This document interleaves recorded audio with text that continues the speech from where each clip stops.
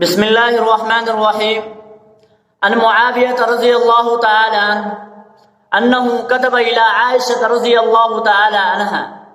أن اكتبي إلي كتابا توصيني فيه ولا تكثري. حضرت معاویہ رضی اللہ تعالی عنہ نے حضرت عائشہ رضی اللہ تعالی عنہ کو ایک خط لکھا اور درخواست کی کہ مجھے نصیحت اور وصیت کیجیے، لیکن بات مختصر بھی ہو اور جامع بھی ہو. فكتب السلام عليك أما بعد فإني سمعت رسول الله صلی اللہ علیہ وسلم يقول. تو ام المؤمنین نے ایک خط لکھا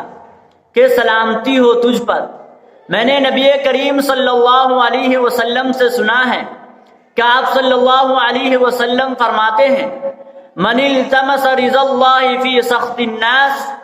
کفاہ اللہ معونۃ الناس، کہ جو شخص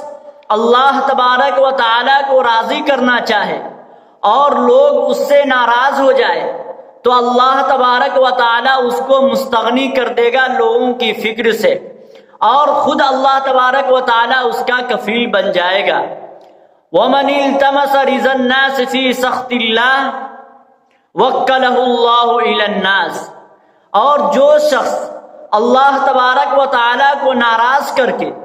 لوگوں کو راضی کرنا چاہے تو اللہ تبارک و تعالی اس کو لوگوں کے سپرد کر دے گا. یعنی خلاصہ کلام یہ کہ جو بندہ یہ چاہتا ہے کہ اللہ تعالیٰ براہ راست اس کی حاجات و ضروریات کے کفیل بن جائے تو اسے چاہیے کہ ہر معاملے کے اندر اللہ تبارک و تعالیٰ کی اور اللہ کی رضا جوئی کو اپنا مقصد بنائے.